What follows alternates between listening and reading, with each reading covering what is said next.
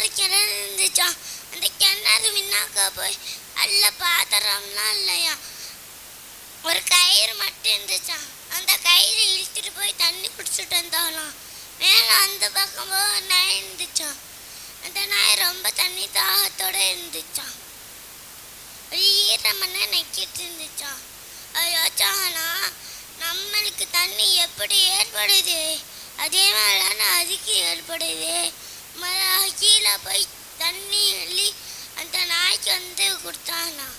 இதை பார்த்து அல்ல அது சந்தை பார்த்து எல்லாமே நினச்சிட்டாங்களாம். இது நபி ஸல்லல்லாஹு அலைஹி வஸல்லம் கூறினார்கள், நம்மளும் உன்னதருக்கும் மனிதர்களுக்கும் இறக்கம் காட்டணும், அதே மாதிரி அல்லாஹ் நம்மளுக்கு இறக்கம் காட்டும்.